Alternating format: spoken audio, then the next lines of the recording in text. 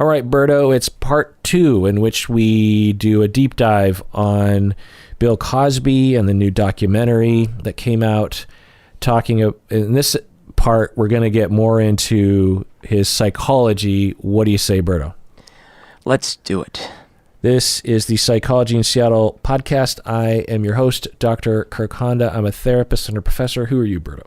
My name is Humberto Castañeda, and I make imitation Twizzlers with less twist. The legal situation, Berto. What do you know about the current legal situation, given the documentary? He is free. He's a free man. Right. So, to update, we did the episode in 2018 before he was convicted. And he was convicted in 2018, found guilty of some sort of assault charge, and he was sentenced to 3 to 10 years. And there was this, pretty big celebration of that. Yeah. And he, in 2021, there was several appeals, and it worked its way all the way up to the Supreme Court of Pennsylvania. And in 2021, it was overturned. The conviction was overturned. He wasn't deemed innocent. He was just deemed that I don't know the exact wording, but that the initial trial was problematic or fraudulent in some way. And so he was set free because of that. Essentially what happened was, according to the experts on the documentary, he was promised immunity before giving a deposition. So this was prior to his trial. He was asked to give a deposition about his behavior with women. And so a prosecutor, representative of the government, told Bill Cosby, look, you can say anything you want. This deposition will never be used against you. And either because of that or not, during the deposition, he talks about using quaaludes with women, using date rape drugs, and admitting that he knew that with the women, some of the women, and I can't remember the exact wording, but he was saying that when he had sex with these women, he knew it was somewhere between a yes and a no. It was somewhere between a yes and a rejection, which really communicated that he did not have a positive affirmation of consent. And he knew that there was a possibility that it was not consensual. And he knew he was using drugs to incapacitate them. And so then afterwards, another prosecutor came on board and said, no, you do not have immunity. And so they used the deposition against him. And so when it came to light in the Supreme Court, they said, you can't do that. The government can't do that. Yeah. You can't promise someone immunity and then ask them a bunch of questions and then later rescind that and use it. That's not okay. That whole thing has to be thrown out. And so, that one lawyer was like, this is a good decision that resulted in freeing a bad person. Yeah. I mean, so I didn't get this very well, and not even just in the documentary, because I heard the news before that. But I didn't understand a couple things. I didn't understand why the first prosecutor even made such an offer. Like, I don't get it. Here's my guess. One is that the prosecutor wanted him to talk more. That's one of the reasons why you give him immunity, right? It's just like... Yeah, when you're trying to get someone else. Yeah, but I don't think the deposition was trying to get him. I think, or who knows, but I'm guessing it was motivated by getting him to talk more. I also think that the prosecutor back then did not think that they would ever be able to prosecute him successfully. So I think, again, it's just speculation because, this deposition took place a long time ago. Yeah. Then after the next prosecutor read the deposition, they're like, we can't let this guy, we can't let this guy off the hook. Like, so it leads me to my second question. I don't understand why Cosby said so much. Was he trying to brag? Well, let's get into it, Berto. So let's talk about narcissism. So in the previous deep dive we did about him, we talked about narcissism. We talked a little bit about narcissism, but I feel like this documentary lays it out much more. There's more data there to justify an hypothesis of narcissism. I can't know if he suffers from anything because I'd have to assess him. But according to what we know, including the documentary, this is evidence of narcissistic personality disorder. When you are when you're high level, mid to high level narcissistic personality disorder, you do not believe, and that one guy said it really well, you don't believe anything's wrong with you and your behavior. You think everyone else is crazy. Right. And that's really true about all personality disorders. It's personality disorders, if you want to know in a nutshell what they all share in common, it's that it's a distortion of perception. You do not see the world the way everyone else sees the world. Right. And it's based on schemas or biology or something. And narcissistic personality disordered individuals, they think they are entitled. They think that the world literally revolves around them. Not literally, but but that they can do anything. Right. And that since they wanted it, then and it's not just that they're like, well, I want this, I'm going to take it. There's all these mechanisms that kick into being in their psyche to justify what they're doing, to uphold the premises of it.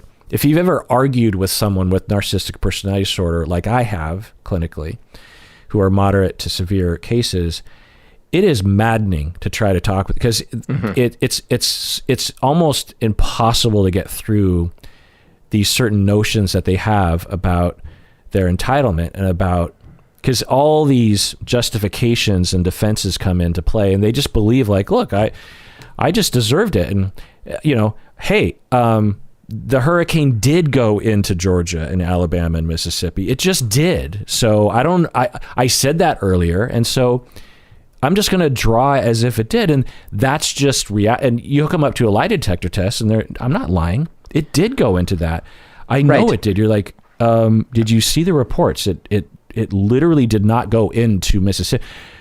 You're stupid. You're an idiot. Like you're just trying to get me, like, and again, it's not a game. They're not lying. It feels true to them because it's like trying to argue with a 3-year-old. 3-year-olds don't see the world rationally. They're not lying when they're like, I deserve to stay up till 10:30 and eat 5 cookies. They just believe that. That's just their mindset, and that's the condition. That's the reason it's confusing to me in a way, because I would expect things like no, all of them wanted me. Are you kidding me? Do you know who I am?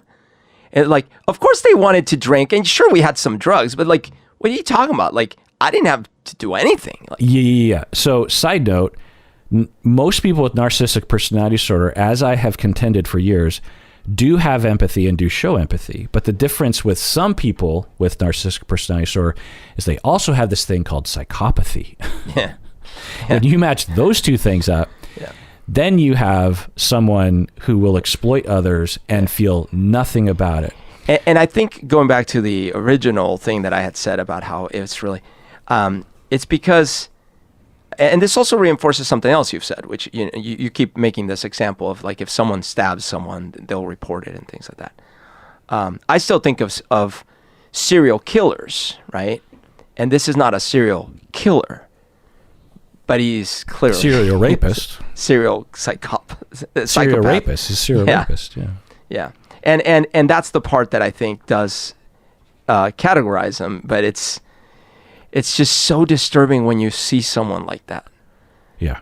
Now, do I know he suffers from psychopathy? I don't know, because the thing is I would have to get inside of his head, which even if he talked to me, I probably wouldn't be able to do. But we would have to know or have a good indication of why did he do it. We know what he did.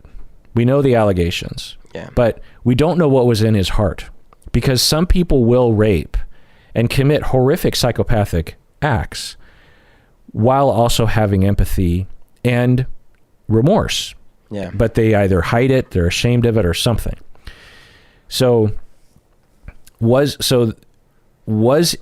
Did he feel bad afterwards? We don't know the answer to that question. It didn't seem like it. But we don't know. We don't know what it was in her.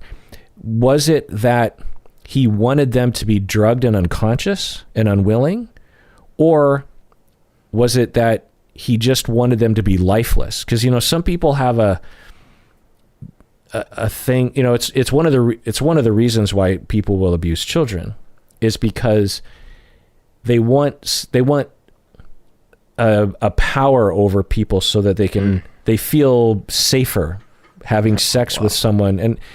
we can even think of some other famous people who might have fit into this category. It's not that they necessarily were attracted to young people, but they just don't feel safe with people their own age. And so, and they have a compulsive sexual urge. And so it in this very sick way results in them making excuses in their mind to allow them to abuse children. It doesn't make it okay, but I want to be clear to people out there that not everyone who does these sorts of things lacks empathy. You can have empathy and still do these things, is the thing. So was it the fact that they were drugged and unconscious? Because some people have a fetish around that. Yeah. And actually one person in the documentary, that very wise person, pointed this out as well, that and I remember thinking, without a caveat, most Americans are going to be like, why is that in there? Because they said there are people that you can get together with that will consensually allow you to drug them and make them unconscious, so you can, because some people have a fetish some people have a fetish about being drugged unconscious to be, to have, and then to lay there unconsciously while someone has sex with you. That's why I said the thing about like, I would imagine, a narcissist claiming like, no, that's what they wanted. Like, we do this all the time. Right. The reason why we want to ask that question is because was that part of it? Was somnophilia, was that part of it? Clearly the unwilling was part of it because, or was it? You know what I mean? Actually, it seems highly likely, but we'd have to be inside of his heart. We'd have to know to truly diagnose him is the point. We know that he did something horrific, monstrous, and criminal, but the other question is, did he struggle with the urges at some point in his life, or was it always just like, nope, this is what I want to do, I'm going to do it? Because that would add to the picture. It would show that, because you say that you had an uncontrollable compulsion, which some people do, to rape or to kill or something, and in the beginning you're just like, but it's wrong, I don't want to do it, it's wrong. Well, eventually, in the same way that an addiction can overpower your personality, a compulsion can overpower your personality to the point where you submerge all of those inner voices saying you shouldn't do that to people, or you come up with these justifications for it. But we don't know. Yeah. But there's a good chance, given what we saw, that he lacked no empathy, which is indicative of psychopathy or any sort of person. He lacked empathy, right? That's what you mean. What'd I say? He lacked no empathy, which would mean he had empathy. Oh, is that what I said? Yeah. But I'm pretty sure I knew what you meant. He lacked a lack of no empathy, Bruno. Now, let's getting back to narcissism, because initially I did not really entertain this because it just didn't seem to fit. But when you add psychopathy, sexual sadism, and narcissism, you could get what you got, which is, particularly because this documentary really goes into what Kumail Bell described as, he went from America's dad to America's angry grandfather. Oh. In his 90s, or in the 90s and zeros, right? He was just railing about black people. Young people today. Well, just black people in general. He's saying they're lazy, and not all of them, but some of them are lazy, and they need to stop complaining. They need to pull their pants up. They need to speak English, like the way he was talking to that one comedian from Curb Your Own Enthusiasm. What's her name? Anyway, Wanda Sykes. Yeah, Wanda Sykes. Yeah. And it's just like the turn that he made, right? It was really, without that turn, the narcissistic personality disorder diagnosis would not make a lot of sense. But when you see that superiority that he was exhibiting, I mean, he was just ranting and raving from his pedestal on high. Which is very weird, because when you look at the characters in Fat Albert, they are, there were people at the time loudly complaining about those kinds of looks and those kinds of clothes and those kinds of mannerisms. Yeah. Yeah. I mean, there's a time when that was his trade, which lends itself to another aspect of narcissism, which is that you don't necessarily have a point of view. You actually lack a point of view. You only lack a stance and a defense, which is superiority and grandiosity. And so one hypothesis that you could say is that he never really cared about civil rights. He only cared about being seen as someone who cares about civil rights. He never cared about Fat Albert and his crew being seen as regular humans. He only cared that people saw him in that way. Yeah. And when the Cosby Show comes to an end, his career starts to flounder, because he's becoming a little irrelevant. Plus, it's the 90s. It's a completely different era. He's an 80s guy, right? In the 90s, I just can't imagine him fitting in. His brand of his shtick just isn't. It just doesn't fit in the 90s, and so he possibly, because he was starting to fade from the limelight after continually climbing that massive tall ladder that he was climbing. Now he's like, well, but I need the spotlight on me. And so where do I go? Well, I also need to feel superior. You could argue that during the Cosby Show days and the I Spy days and the stand-up days, that he was treated as superior. People treated him like, my God, you're the best stand-up in the world. My God, your television is number one. You're the best. This is the longest standing family sitcom of all time. Well, and you could say like, hey, look, you see, I'm a doctor in this show and I'm responsible and I don't drink and I'm a really good father. Not like you people, right? Like you could imagine that's internally, whereas externally we're going like, oh, that's such a nice example to set, right? Right. Yeah.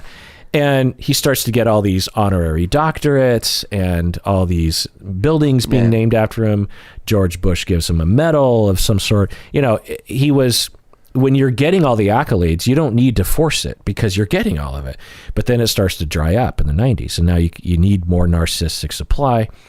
Well, he might have experimented with a few things. It falls apart. And so he's like, well, I could just start yelling at everyone. And we could say that certain politicians might have gone in that direction too, of just like, well, I can always tap into racism. Racism is available to every narcissist in our country. Like at a certain point in your career, because that there's a group of racists, even among black people, side with you. Yeah, even among black people, by the way, who will rush to your side, and you're like. And I need some group that worships me. And so no one else, racists don't have someone they can hold up. They just have Kid Rock, I'll come along and I'll be this sort of figure for them. I'm sort of joking, but not really. So there are other elements of narcissism that we heard about, which is that reportedly he would bully people, and we saw that one woman on the Cosby Show who refused to allow him to rape her, right? And he would like abuse her verbally on stage. And I have to say, when she was describing that was eerie and familiar to me. Like what I've experienced, high-end narcissistic personality disordered individuals, that targeting and that adeptness at making you feel like a piece of crap, the belittling, just they're so skillful at making you feel like shit, and they're so skillful. And she was defended, she was like, this guy's a piece of crap, but I'm going to use him to get my career going because I have this opportunity. Yeah. And I've seen that in action in the work environment. And like, tell me. There are individuals, and I certainly don't know their diagnosis, but they get in a position of power, and which isn't by mistake, by the way. Sometimes, right? And part of that power is exercised abusing people verbally, and in ways that are like, let's say they make a small mistake, and then they spotlight it and multiply it by 10 and make it personal, or maybe they didn't make a mistake, they blame them for something else that that happened, and until they're kind of not satisfied until the person leaves, which is bizarre. Right. If you are the victim of this bullying that the narcissistic personality disorder individual is perpetrating on you and you don't have a reaction, or you are able to fight back in some way, that does not satisfy them. They must crush you. They must they must be able to walk away saying, I crushed them. I won. Yeah. I won. They're belittled and humiliated. And they're very good at it because they've been doing it since they were young. Now, side note, as I've been saying, you can have mild to moderate narcissistic personality disorder and do none of these things. Narcissistic personality disorder is not a monolith. What we're talking about are high level, high degree narcissistic personality disorder with at least a dash, if not full blown psychopathy along with it. So the other diagnosis is sexual sadistic personality disorder, which, by the way, is not in the DSM. I don't understand why, since it's such a common topic in our culture, or at least sadistic personality disorder. And this is essentially with sadistic personality disorder, you have a problem in which you take pleasure in harming other people. And there are various different forms of it. Is it just harming, or is it also seeing them be harmed? Like, is it you have to be the agent? Okay. Yeah, it depends. Some people, sadistic individuals, will take pleasure in seeing other people harm other people, or just watching a video where someone falls down some stairs or something. Or sometimes, or they need to be the one harming. The other thing here is sadists don't always lack empathy. Sometimes they have empathy, meaning that it's similar to if you're a pedophile, that you want to have sex with children, and if you have empathy, if you're not a psychopath, you are horrified by the fact that you want to do this thing. And although it pops into your head and you get some pleasure with fantasy or whatever, you resist the urge to abuse children, or you resist the urge to harm others for your own enjoyment, because you morally know that that's wrong and you feel bad for the other people. So sadists don't always lack empathy. It's that psychopathy, antisocial element that really locks all of this in. Now, can a sadist have empathy and make excuses and be in denial? Yeah, they can. Just like a pedophile could have empathy and go into denial. And getting back to what you were saying earlier in terms of, like, we have almost no door that a pedophile with empathy could walk through and get help to resist the urge. Yeah. There are emerging movements along those lines, but certainly traditionally that has been true. But anyway, so sexual sadism is a particular kind of sadism, which is coercive sex or rape, and that's what gets you off. And clearly, or seemingly, that is clearly represented with Bill Cosby's behavior, because as we've been saying, he could have had sex with a lot of people consensually. He even could have probably even had sex with people who were pretty intoxicated consensually. Yeah. But that's not what he did. What he did was, as soon as he met a girl, it wasn't even people, he wouldn't even groom them over time. He was just like right away, here, take this. I do wonder if something happened early on where there was a part of his life where, yes, he was a good looking guy and clearly charismatic, funny. But I wonder if these other parts of his personality that were problematic would get in the way. So he would, go out on a date or whatever, and then become really creepy without realizing it. And then that meant the other person pulled back. And then a buddy is like, oh, dude, everyone's doing these little roofies. You should just try that or whatever. And then he does it and he's like, whoa, this is really great. And then he starts doing it. And now he kind of, this perpetuates this lie in his head that that's the only thing he can do. And now he actually kind of likes it. And it snowballs from there. Because I can't figure out why it's how it starts. But then this story I just told, I'm like, okay, I could see that happening. Yeah. As long as he had a firm foundation of psychopathy, at least, if not sexual sadism as well.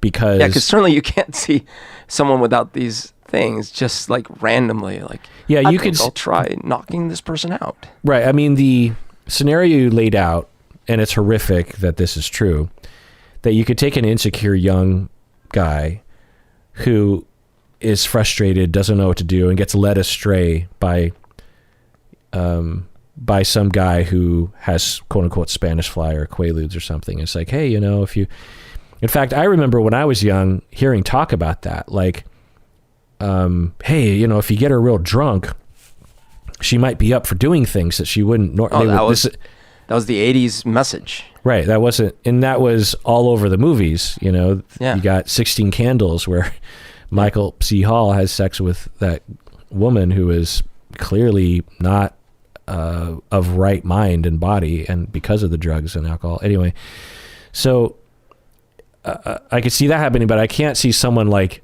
well into their 40s and 50s continuing to do this when it's clear that they can have sex with half of American women, Well, and I was laying out a possibility in my head that, because in the first episode we did about this, I think I brought up, I could only picture Bill Cosby later in his life, and to me, he looked, like an older dude, kind of wrinkly face, but then you're like, oh man, he was a really good looking young guy. And then I looked up the pictures. I'm like, wow, yeah, this guy was a football player. He's really good looking and stuff. Yeah. And so then the question's like, what happened? What goes wrong here? He's popular, charismatic, good looking. But this doesn't discount this idea that, imagine, he gets the woman and he's like, hey, you must be really into me. And like the narcissism comes out. And then the psychopathy can't read what the hell the emotional output is coming out from the other person. Yeah. And then these things end up feeling just creepy. And so the woman who probably started honestly excited about this starts backing away, and now young Bill Cosby is confused about what to do next, and because of the fact that he is a psychopath and a narcissist, assuming, then he's like, well, I need to try other mechanisms. Yeah, I think that's one path for sure. Another path is, given his statements in his memoirs and on the Cosby Show when he's talking about the barbecue sauce, and just watch the documentary, it's pretty good, but it's possible that he didn't really feel connected to other people. Yeah. As psychopaths and people with personality disorders sometimes do. And had needs for sexual gratification, to feel powerful. And that sometimes is the problem with the psychopath. The way of seeing the psychopath is that they, one, don't have empathy, and two, have a constant feeling of powerlessness that they're fighting against. And the way that they make up for it is to assert power over others. Yeah. And so he has attachment needs. He has needs for people to like him, and it all kind of manifests in all the behaviors that he has, including, so the other thing that we talked about the last time we talked about it, that for maybe young people, they might not know, is that date rape drugs, when we were growing up, were just kind of it was sort of like in the same category as condoms. Do you know?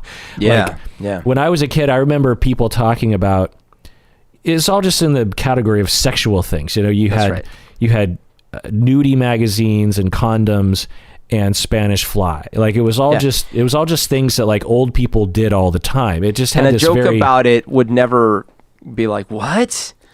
It's like, it was like, well, yeah, if you roofies. The way that it was talked about, it was like, well, surely if you got your hands on this stuff, you would use it because you could have sex with. Yeah, it sounded like that was part of the adult world. Yeah, it was just like, that's just what you do. You drug people and you have sex with them. I mean, it wasn't that severe, but it was definitely in that direction. Yeah. And certainly it was never women about men. It wasn't like women were talking about how they had to drug their man. It was always objectifying and dehumanizing women. Yeah. And this right to women's bodies and rape culture as we know it now. And of course we still have remnants of all that. But so when he writes about Spanish fly, and he has this whole routine about Spanish fly, and people now look back on it and think it's creepy. It's like, yeah, it's creepy in light of him, but if you matched him up against all, many other comics, including women comics, I'm guessing that there's nothing strange about those jokes. It was just par for the course back then. And that is, I think, the perfect storm of why, given all the other situations going on in his head, it can even happen and come out of that environment. Right. Because it starts off as something that's not even in his head. It's not even like, yeah, what's the problem? Let's take a break, Berto. Let's do it. Yeah, so just talking about factors as to why he was the way that he was.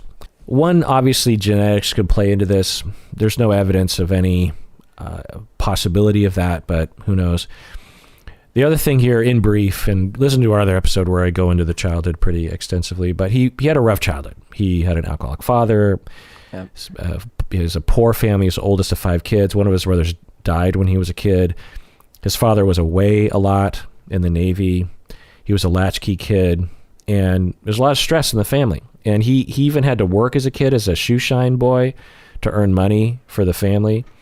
So we're hearing, quite possibly neglect, abandonment, parentification, lack of self, meaning that you're not given a chance, you're not attuned to, so you're not really given a chance to know who you are, to know your emotions, know how to navigate, your impulses.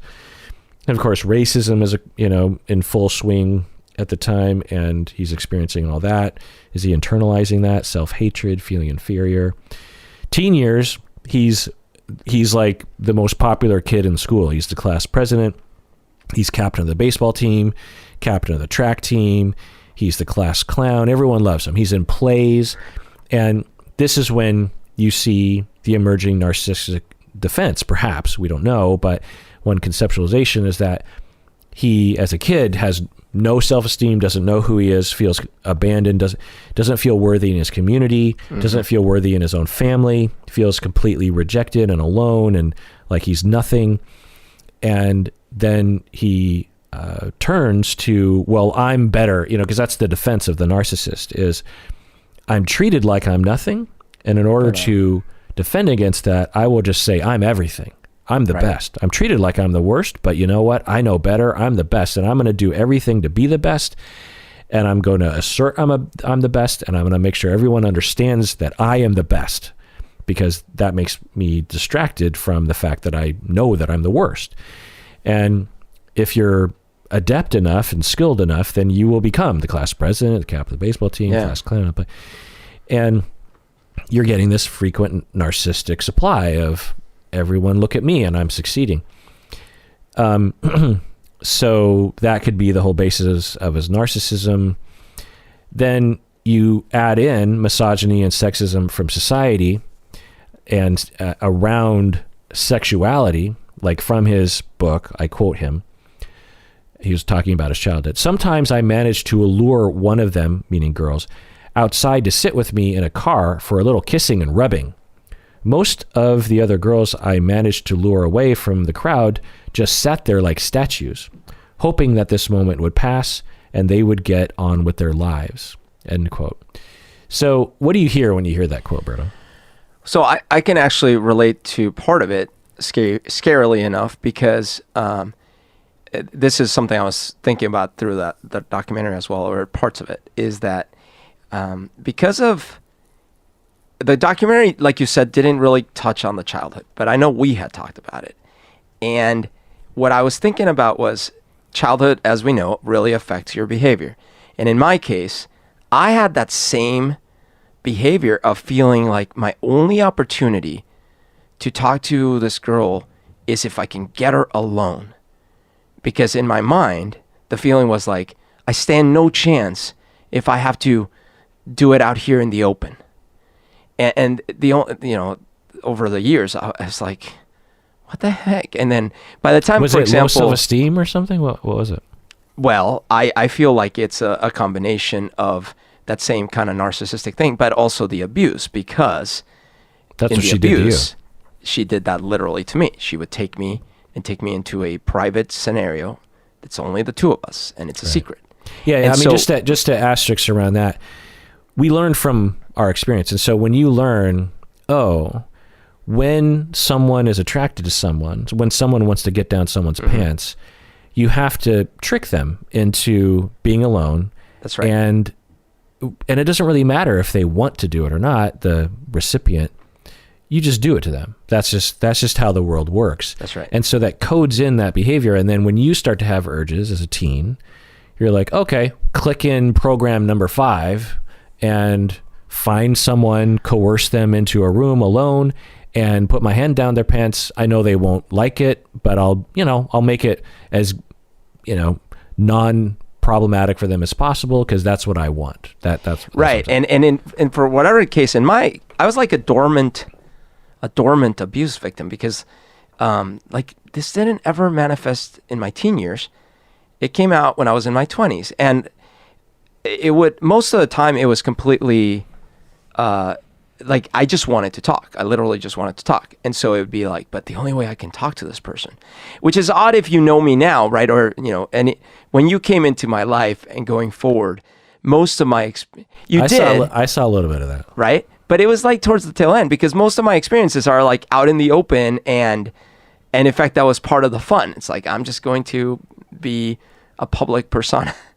But in my 20s especially, it was like, okay, if I want to talk to this person, I really gotta isolate them from the crowd, which is a predatory behavior in a way, right? Mm-hmm. Now, luckily for them and in myself, in my case, I never actually did anything with that other than talk to them, and this wouldn't even be a frequent occurrence, but that is something that I had inside of me, like that instinct that like, oh, I need to do this. What was the goal? Was it, I want attention, I want maybe this to lead to other things? No. And I really do remember this feeling very clearly. The feeling was that I stood no chance unless I did that. And what were you hoping for? No chance of getting what? Of having a girlfriend, or of, kissing someone, of, like being in a relationship with a female. Like I stood zero chance. Was it horniness at all motivated? Well, certainly. I mean, as much as any male would be, but certainly there was horniness for the moment. Like I'm horny now and I want to get them. No, it wasn't quite like that. Because, for example, I would do this at strip clubs where it's like, hey, the girl would come by and like, hey, do you want to dance? I'm like, well, I don't, but I'll pay you and we'll just talk. And it kind of fulfilled the same feeling for me. I'm like, okay, great. I've bought with the money. I've bought the isolation. So now I can actually have this conversation. So if you're at a strip club and you get her alone, you're paying her money, you're talking, you walk away that night feeling satisfied that you had a conversation? Yeah, from that piece of it, yes. You're like inside, conscious and unconscious. You're like, that felt satisfying. I got her alone and I had a connection. I had like a conversation with her. On the surface, it's simply, oh man, that was crazy. Oh yeah, I talked to that girl forever. I didn't even get a dance. And that last part was sort of like a brag. Like, yeah, I don't need to get a dance. I'm just there to talk to them. But on the bottom, and this is only analyzing it. By the way. Yeah, but underneath the surface, and this is only analyzing it way after the fact, is I need a human connection. And so like the only way I can achieve it is by isolating. I want her to like me. I'd also add, based on what that would be my guess, is that you wanted her to switch from seeing you as a mark and a customer to like a regular man. Sure. A regular man. Yeah. I guess that would be part of it too. Like getting her to that point felt like a win for you. That wasn't a conscious thing, but I'm sure that was there. Like, there was never, it was never a conversation that was like, literally all that was going on in my head is, I don't want to lap dance, but I want to talk. Yeah. And your conversation was oriented around, I'm going to be different than all the other guys. Well, maybe, although I'm not going to be like all those other simpleton dudes. I'm going to have a conversation about things that are interesting to this person and maybe complicated things. I feel like that bubble was popped for me very early on because I was in Vancouver. This is way before I knew you, like way before I knew you. And I went to a strip club and I say to the girl, I'm like, wow, because I was there with some friends. I'm like, wow, you must, this must be, I can't believe this. I'm like, this must be kind of a treat for you guys. She's like, what do you mean? I don't know, because we're like nice, nice, clean, nice guys, And she's like last night or whatever it was. Last night the Toronto hockey team was here. And I'm like, what? Yeah, and then like we had such and such famous actor here last week. And then she just starts listing all these like crazy cool athletes and celebrities. And I'm like, oh right. Like everyone comes here. Oh, okay. I'm just like every other dude. And in fact, I'm worse because I just try to make it seem like I'm cool and nice. So after that, I was never under the misapprehension that I was like somehow special. But, and you know this about me. But different, like not I'm already different. But no, I'm already different. So I would never make up a conversation that wouldn't have been a conversation I would have had. So that's all I needed. I'm like, I'm going to talk. And because you're talking to me, we're going to have a weirder conversation. You might not like it because I'm a narcissist.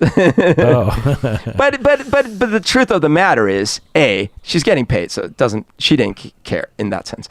B, I'm usually inebriated at those points. And when I am, C, I tend to be somewhat entertaining. So it worked out okay. But that was in the strip club, right? But when it was in a normal club, it was a little deeper than that because it was, okay, I like this person. And the subtext going on in my head is my only chance in life to survive and procreate and pass on my species is through isolation. And then on the surface, what I'm thinking is, oh, I really should. I want to see if maybe I can convince her to come have a drink over here so I can talk to her. And that's the thing. And like I said, this was, I could probably count in one hand the times that I actually did this. And nothing came from it physically. Like it was always, in fact, the most involved part, this one, was like me basically breaking down and talking ad nauseum about my emotions. Right. That's what I'm saying. Like there was always a, I don't know how to say it, but there was always some kind of, what adjective do I put to it, Berto? There was always like something bad was happening. Like if you just were emotional and drunk and you had a crush on a woman at a party, and you were like, I just really want to talk to her because she's such a good listener, or I just kind of like her, and I just want to be alone with her because I really like her. But that's not what this was ever. This was always me. And of course I didn't know this at the time, but this was me, recreating abuse and wanting a mother. Right. Interesting.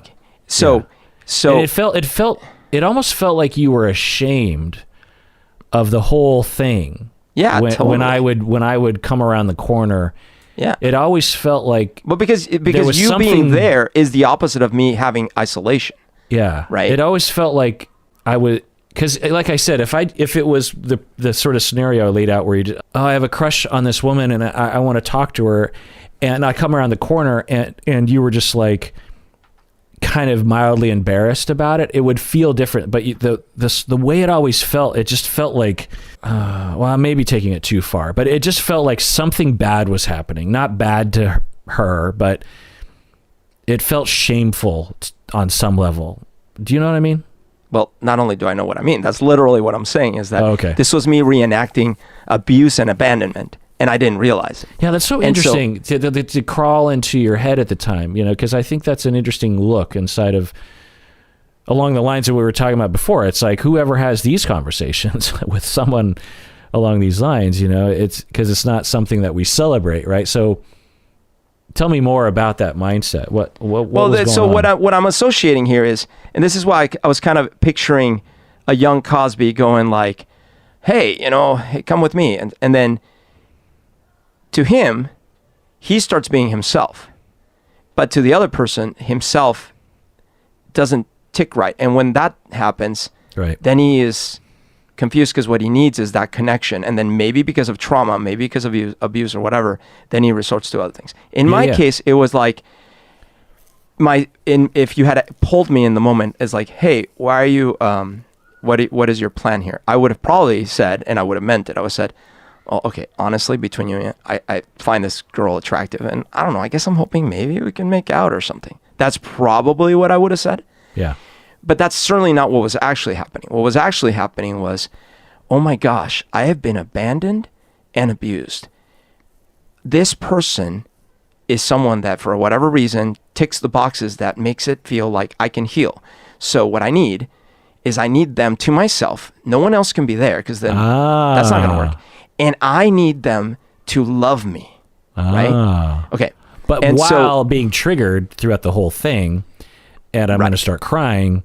Right. Well, but that time was like, in fact, that was, I believe, I can't be certain, but I feel like that was the very last time this happened. So it was almost like the lowest, the worst or best or whatever you want to call it, encapsulation of this type of thing, because I basically got to a point where not only did I achieve my goal, because that's the other thing.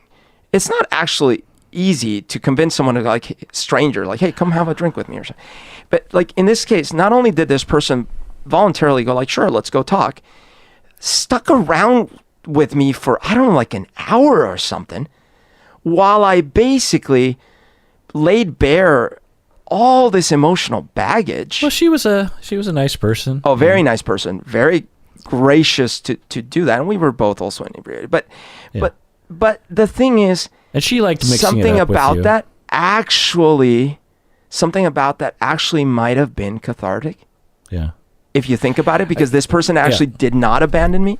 I mean, I don't want to go into specifics. I don't think you want me to go into specifics, but you have, maybe that was the last time that you did something that looked like that, but you have since had reverberations of what you are describing.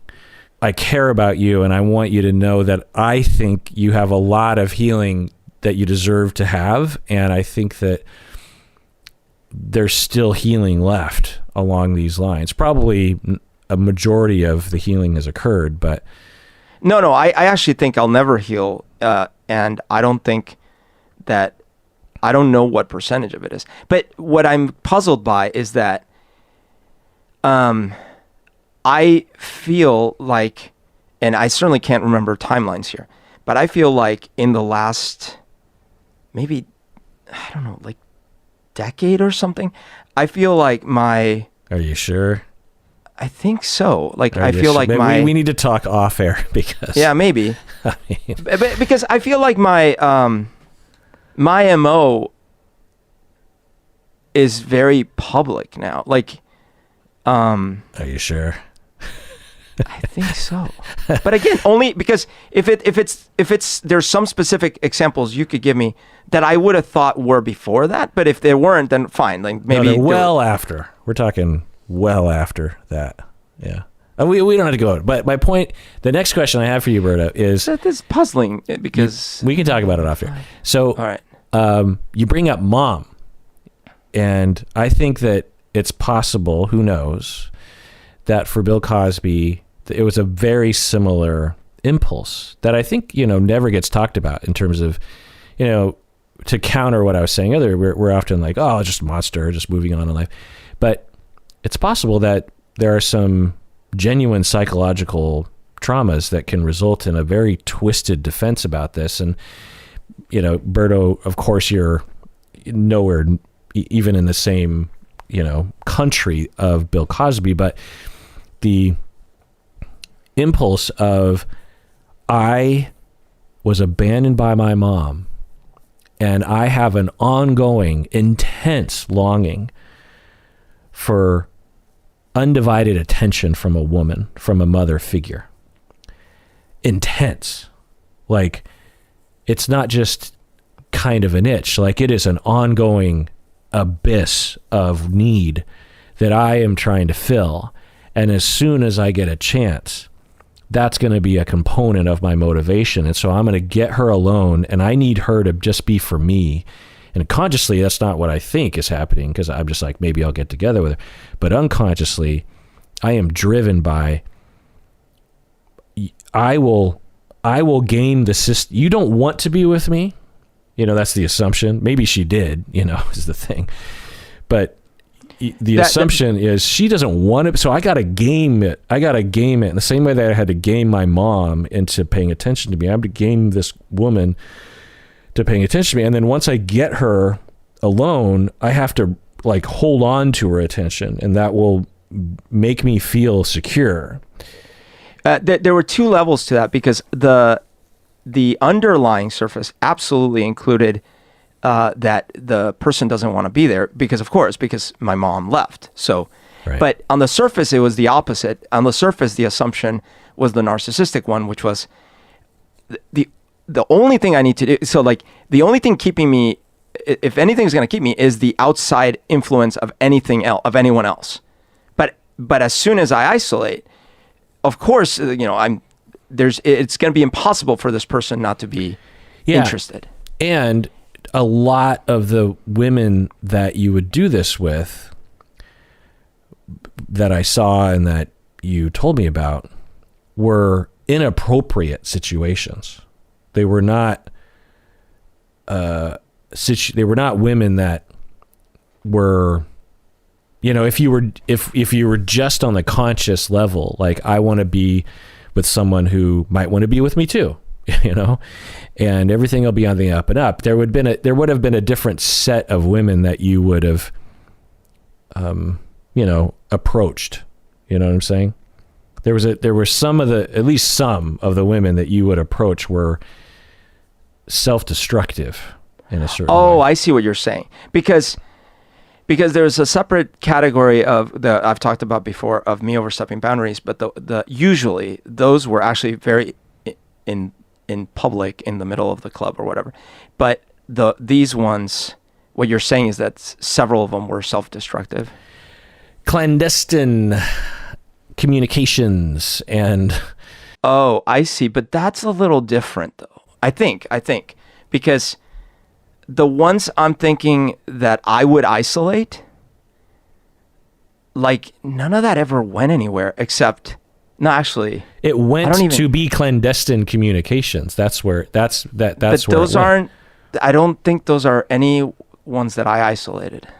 You isolated by making it clandestine, and whether or not the recipient kept it clandestine or not, by remaining clandestine yourself and approaching it that way, either consciously or unconsciously, it creates an isolation of sorts. It's not as isolating, but it's. Yeah, I guess. I mean, that I could see that. The thing is in my head, it's not like completely out in the open. Is my point. Right. I guess I categorize those differently in my head because, and maybe you should, but from my standpoint, there's a theme there. Well, but my question, Berto, is regarding mother longing. If, just hypothesizing, because there's really no data for this, for Bill Cosby, might along these lines, one could go down a road of investigation with Bill if he were wanting this kind of analysis, that to drug a woman and to get her unconscious, you have full access. It could be considered a fantasy of a child, not sexually, but that I long for my mom, the one good person in my life, but I have almost no contact. And I don't know if this was maybe his mom was completely loving and available, but from all accounts, the poverty, the working, the abandonment of the father, the racism, the 5 kids, the Bill working as a young child to put food on the table, pointed towards a lot of circumstantial neglect of him, and if not emotional as well. I mean, who knows what sort of quality of parenting she had even when she was available, but we don't know that you might retain this deep longing, and then as an adult, if you have psychopathy and narcissism and sexual sadism, that you might carry out your need of returning to mom and having full power. You can imagine a 6-year-old saying, if only I could kill my siblings. Of course, most kids wouldn't go through with that, of course, but you could imagine a child sort of wishing upon a star, like, I wish I was an only child. I wish that my mom didn't have to work. I wish that my dad wasn't in the Navy. I wish, you can imagine a kid having these wishes, which would, just breaks your heart to think about. You could imagine that being retained into adulthood of like, I wish I could just drug these women so that I wouldn't have to deal with any possibility of rejection, so that I could just do whatever I want to them, and therefore get some feeling of like attention or power. Because what we often talk about power as if it's this horrible thing, but power is a necessary thing. It's a good thing.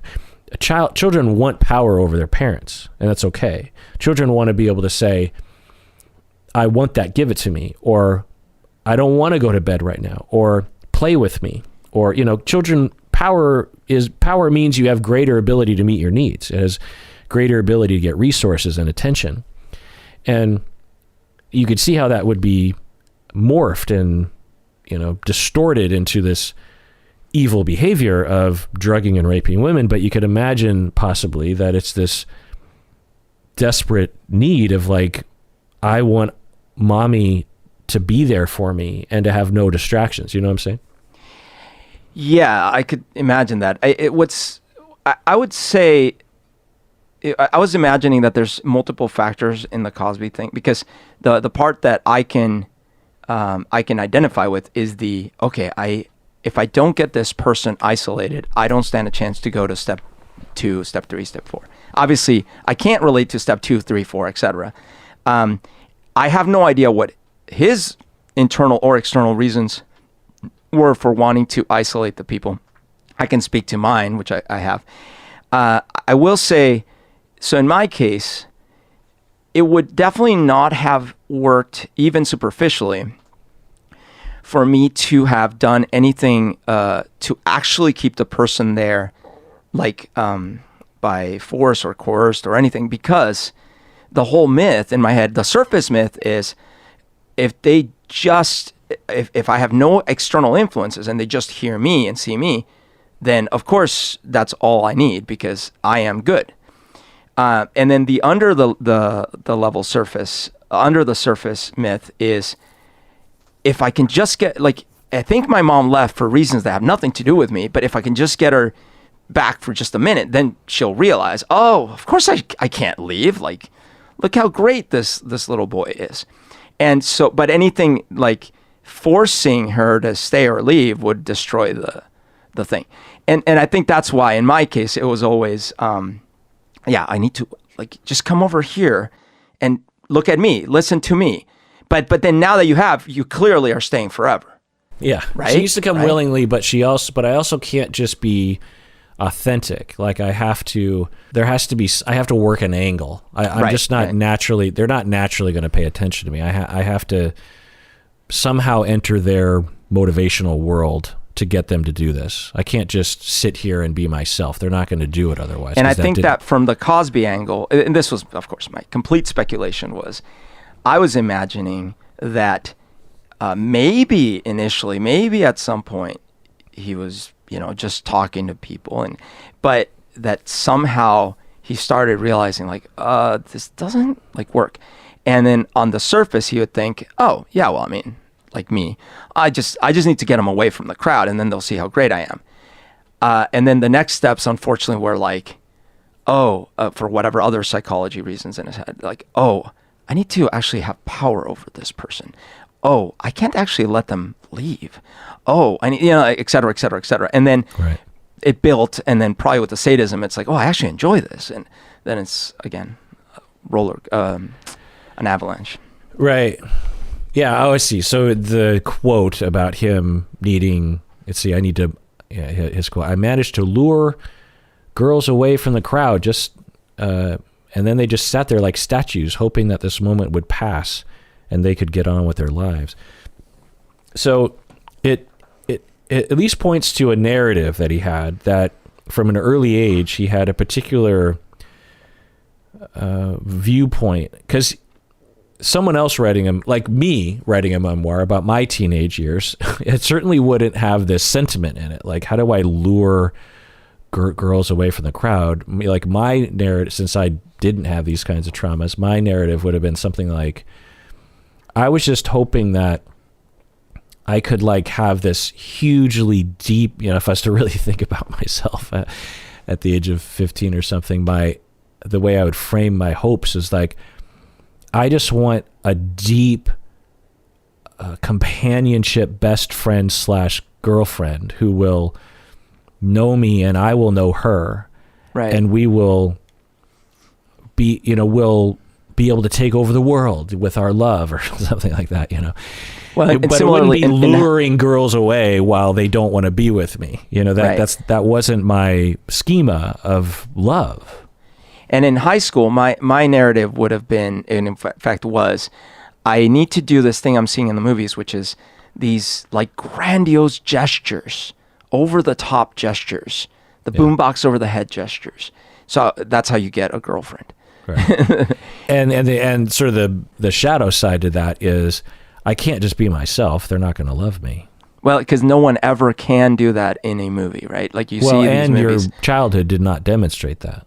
And the movies just confirmed it, I suppose. Yeah, I guess that's true. Because you're 4 and you're just you, and your mom left. The part that's weird, though, is I never... You didn't have a boombox available when you were 4. You know what I mean? You didn't have a metaphorical way of... She just left, you know? You were just living your life, and then it's just like, well, maybe I didn't do something. Well, the part that I don't know if it's that I didn't connect the messages in my head or what the deal was, but because I would never do stuff to try to like, I don't know, impress or like, okay, like as an example, like, ooh, it looks like if I wear that seems like what kids are wearing, or maybe if I say I'm into that right there, which just got in the way for me all the time, because essentially what I would talk about is, and I think this was my narcissism coming out, was like, I would just talk about the things I liked, and I would still like the music I liked, and I would always wear the clothes I had, and which I would conceptualize in part, at least, that you were retaining your 4-year-old mindset, or at least a childish primary school mindset of, mommy, you will listen, because all children do that to their moms, is like, I'm going to talk and you're going to listen because I'm fascinating and I need you to listen. And I don't care if you're interested in what this is. From my dad, because he would always tell me that I was great.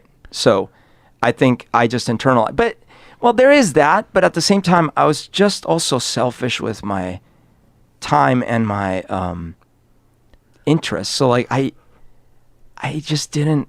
I had zero patience for pretending to like or you know, getting into like a little clique of stuff that I didn't actually care about or whatever. It was always like it would always make me so lazy and like, I don't want to do that. Even to this day, I hate like, okay, we're gonna do a group and it's gonna be this thing. And so I think that the weird thing is, I would in my head be like, okay, I got to do one initial grand gesture to get their attention, but after that, I'm not going to put any effort. I'm just going to be myself. Yeah, that does sound more narcissistic. You're right. Yeah, how it manifested was essentially, it sort of worked, because at those ages, like, you know, well, although actually now that I think about it, the main people that got interested in me, I wasn't paying attention when they got interested in me. They you know, like I remember one time we were just playing tag or whatever, and someone's cousin, turns out, was very into me, and I wasn't even like aware or trying, and I was like, oh really? And then I'm like, oh actually she's pretty. And then so I don't know if any grand gesture actually worked. That might be the case, that it didn't actually work. Yeah, I mean, one way of looking at it is that, and this is kind of the narcissistic paradox, is I'm desperate for closeness because I've rarely had it. And I have a defense around I'm superior and special, and so I'm going to see the world through that lens. And so, but I have a need for closeness and for someone to love me. So I will get them, utilizing my narcissistic charm or something to get you to like me. But once you like me, one, I don't have a lot of modeling for how to love someone over time because I never saw that. And I don't think you're really going to love me over time. Plus, you already love me, so there's no way to go up that ladder. I need more narcissistic supply. I need another woman to woo to show me again because it's been only 3 days since I wooed a woman, and I need to do that again to fill this hole that I'm always trying to fill. Do you know what I'm saying? Yeah, although again, at that age, like we're talking about spans of like a year or something. And there's also like just the very basic, like that is literally every TV show and movie, right? So the only modeling that I'm seeing is like, oh yeah, like look, that's how you do it. Look at this movie. Look at the Karate Kid. Look at the boombox. Look at the. I agree with that totally. And I grew up with the exact same movies and did not walk away with those lessons. You know what I mean? Like, I think the average, like, this is why we have so many issues in our society, right? The average person is influenced by the media and the society, and so. But I think if you're particularly vulnerable to these ideas, or you don't have a roadmap, then you might turn more. It's like the kid who is locked in a room and all he has is a television. He just sees the world through without any other option. It's just like, well, yeah, you're going to turn to pop culture as a guide. I don't know, because like you've argued the opposite side whenever I say like, I don't know how much cultural influence can affect. Like the truth is that we have embedded, racism, sexism, all these things because of the constant push of society. So it wouldn't be surprising to me that if you model, now what is true is that if you potentially. Well, what I'm saying is I had other models. I had the television as a model, but I also had like my parents who are literally still married. They're coming up on their 60th wedding anniversary. So right. I had other models of love and attention and relationship. Right. But, like A, that doesn't, not everyone has that, right? And B, even if you have that, it might not matter. Like you might have other things that override that. And I think that, this is why there are so many issues. But so in my case, I'm just saying. I guess I'm just saying that I in my opinion, and I think you deserve to recognize that. Yeah, Say Anything was an influence, but the foundation of the problem was your mom abandoning you when you were 4, and the fact your parents were fighting in an extremely aggressive way prior to her leaving when you were 4. That, I know you agree with this, but that was a major influence on your template of who you are and what love is and what relationships can be. And definitely, and then culture comes in and kind of influences and fills in the gaps. But I don't know when it started, like having what effect. And that's what I was trying to say, is that all these things about like feeling like, okay, I gotta grab someone, like that didn't start till I was in my 20s. Because when I was younger, it was really, the only thing was like, this was the template. It's like, right. I do one grand gesture. But by the way, like this is the template. Like what I'm saying is, what is the usual thing? Like, okay, well, you got to ask someone out. What are you going to do? Well, you got to take them to like the movie and the dinner and the thing. And it drives me nuts. Like on these reality TV shows that I watch, they perpetuate that kind of, I don't know if we want to call it Say Anything or whatever, but this. And it could be argued that the rest of the movie Say Anything is so unsay anything, like right. His character is so authentic and real to himself, right? Anyway, point is that on these reality TV shows, and it's particularly among heterosexual, it's particularly leveled against men, that if the man doesn't show up and do everything right, if he doesn't show up with the right roses, right, and there have to be a certain amount of, they have to be expensive, and they have to indicate that you spent a lot of money. It couldn't be like if you had your own garden and picked your own flowers, you'd be criticized because that's janky. You know, it's low class. It's like, you know, and then you have to show up in the nice outfit, but it has to be a nice outfit that's within a certain range of outfits. And you have to show up in the right limo, and you have to take them to the right restaurant. And there have to be the right food, and any divergence from that culturally sanctioned example of what a proper first date is, you will be criticized as some kind of idiot. I mean, it's just like, oh, the guy's a fucking idiot. I mean, look at the restaurant that he's, and it's just like, my God, people. And that's my point, is that is the expectation. Now, what in practice actually happened was, and again, I think, I keep saying narcissism. I don't know. There's probably other aspects to it, but what in practice happened is I was usually way more concerned with other matters, and the main girlfriends I had in high school all but asked me out. Like, one of them, like, technically I asked her out, but it was only after like a year of her making it completely obvious, and then literally telling me when I asked her out, like, I thought you were never going to ask. And then the other one was asked me out, and then the other ones were like more like, you know, going to dances and things like that. And so usually I was like in my own world. I was like playing with the band, I was doing the school thing, all these things, and it just wasn't that present for me. It wasn't that big of a concern. Whereas when I started going out to clubs and in the scene in the 20s and blah blah blah, that's when, or I guess starting in a little bit in college, but that's when it started shifting. And I think that's also when my other parts of my trauma, and like, for example, I think I had sort of forgotten about my abuse, or just not literally forgotten, but just basically like archived it as like, well, okay, that happened. Yeah. Until my 20s. That's what most people do. Right? A lot of people do. And so that's where it really started manifesting, and that's the part where I think there must have been different elements in Cosby, well, clearly in Cosby's case. But that part about I need to have their exclusive attention because that's the only chance I have to make an impression.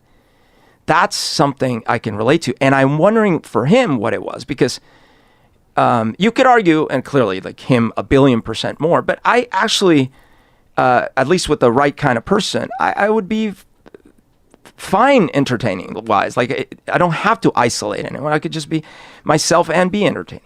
And yet inside, I didn't think that was a possibility. And same thing with him. Right. Why did he not think that was a possibility? And it's interesting to consider. And well, answer me this, like, particularly when you were younger, you knew that you could just be yourself consciously and people would like you. You had examples of that. But might it not have really scratched the itch unless it also involved some level of, as you're putting it, isolation? It needed to have that color in order for it to feel deeper or something. Well, I wonder if that was more of the abuse piece, you know, like the you know, again, subconsciously, well, I guess that's how you do it. You have to isolate the person. But right. But is it like that by abuse piece? Are you talking about just like, well, I was just acting it out because that's just what was inside of me? Yeah, that's what I mean. Or was it deeper? You know, like it feels realer or sort of more visceral, more intimate when it involves that, because when you were a kid and you're being abused, it was intimate. She groomed you and made you feel like it was a special thing. I have no idea under the surface that might have been the case. All I know is what was in my head was only like, oh, if I can just, you know, peel this one off and talk to her. Oh, that's all I need to do. The intimacy of it, I guess, was a natural consequence of like, well, it's just the two of us. But if I could somehow achieve the isolation, you know, because of a virtual bubble, like that might have sufficed. I don't know. Like, it's kind of hard to tell. Yeah, that's interesting. And, you know, thanks for holding yourself up as an example for this, Berto. It takes a lot of bravery to do it. Yeah. you've done it before, and Yeah, but I always peel other layers. Like I had never. Yeah. I don't know if I had talked about this piece of it. No. I might have briefly, but. And it's illuminating to me. Like I don't think that ever would have occurred to me. The things you're saying, I'm just like, oh yeah. I mean, it totally fits within. And I don't know if I know I'm not entirely understanding what you're saying. I know that much, but of the bits I'm understanding, I'm like, oh yeah. And it loosely fits with my model of how people work, which is basically how I've been talking. That's why I'm kind of reframing it and sort of, and so we could imagine with Bill Cosby, who knows, that in my frame of this, in a very sick, criminal, horrific, monstrous manner, that he felt at peace when he drugged women and raped them, that he felt a serenity that he could not achieve in any other situation because of the attachment insecurity that was felt in conscious adult women with power. Yeah.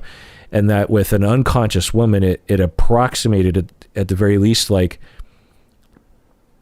okay, I am in complete power now and I can now kind of relax. And I think that in a non-criminal, non-psychopathic way, some of you might out there be able to relate to this. Like if your partner ever falls asleep, not because you knocked them out, but say they just fall asleep. It's nighttime. And you can just be free to look at them. You don't do anything to them, but you can look at them and feel things about them without any threat of them rejecting you because they're just sleeping there. Or the security you get with an animal, with a pet, with a dog or a cat, because that animal can't leave you. They're essentially, if sentient cats come from another planet, they will say you are imprisoning. Those cats want to go outside. You aren't letting them. Like they're prisoners inside of your house. That dog wants to run across the street and bark at the squirrels. You're not letting them. They're a prisoner. Now, I love animals and cats and dogs, and I advocate for people having them, and I think the cats and dogs benefit from the restrictions. But my point is that the feeling of security that we get from these cats and dogs, that a serenity that we can feel that might, some of you out there might feel this way, like you don't feel as safe with humans because of your track record with humans, the way humans have treated you. But with a child, like your own child or children or cats and dogs or horses, you might feel a certain serenity because a part of it is you have more power and you have more autonomy than those other people. You're not abusing the animals or the children, but there's an element there of serenity and security and peace that you can't and have never really felt with people that you have a mutual power exchange with, And if you are a psychopath and a sexual sadist and narcissistic individual, you could see how you could go down a road, if that is the issue, where you would manifest it in that way. And what my contention is with someone of this sort is that if they didn't have this attachment insecurity, they probably would not have serial raped, but they would have harmed a lot of people anyway, Yeah. But I'm just describing like, why would it manifest in this way? Because it is kind of an interesting way, and I'm always trying to like figure out what's going on there, and maybe I'm trying to make it relatable in this twisted way. I mean, it's possible that these monsters are just monsters, and they just are monsters, and that's all I need to know. But I don't know. Well, no, I mean, there's obviously both angles to it. One is like, these diseased individuals really do have diseases in their heads, but at the same time, there are wounds that might have caused parts or all of those, and it's funny, and obviously, it's going to trigger different people differently because. For me, as you were saying that, I'm thinking, wow, that would have been so unfulfilling for me. Obviously not, would never knock someone out. But let's say I had talked to a gal in the bar. I'm like, hey, come with me. And then we go to sit down in the corner of the bar, and we're just by ourselves. And they fall asleep next to me, and we're there for an hour. I'm thinking, oh my God, this is terrible, because what I need them to do is listen to me and be totally enthralled by me talking. Right. And if, maybe a lot of people know this, I don't have to say, is that there's a whole fetish of people who want to have sex with people while they're sleeping, or while they're at least acting like they're sleeping. There's a whole consensual world in which, and some of you out there might even do this with your partners, is there's various degrees of this. At the far end, the person is literally asleep. Short of that, they're acting like they're asleep, or they're laying very still and just acting like they're a rag doll kind of a thing. And again, it's a consensual fetish that people do consensually. But a low grade of this is just wanting your partner to be still while you have sex with them consensually. Like, you don't want them to say anything. You don't want any indication of aggression back towards you. You just want them, aggression. Interesting. Not aggression, but because you might feel it's aggressive. Lustful activity towards you. You want stillness, and interesting. You want to be able to do your thing. You want to, and so that's kind of in that direction. And again, when it's all in the consensual world, then and one could argue that it's a manifestation of this desire of just like, I don't want non-consensual power over my partner, but I want to be able to do what I want without the other person getting in the way, consensually. Like, you don't want, so, and I guess maybe everyone can relate on some level to this. It's like when you grab your partner's face and you just want to kiss them all over. Yeah. And you don't want them to also try to kiss you at the same time. It's like, let me do this to you. I want to do this to you.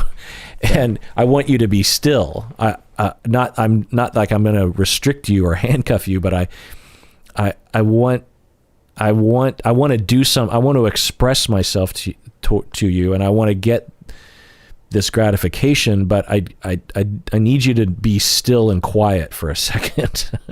It sounds funny to say it out loud, but I think that taken to an extreme, maybe it's an element in the Bill Cosby crimes. I don't know. Well, Berto, I didn't expect us to go there. How could we not? You opened that can of worms. You opened your own can of worms and flung them all over the podcast. That is what I do. I open cans of worms. All right. Well, that does it for that episode. Let us know what you think. And everyone out there, please take care of yourself, because you deserve it.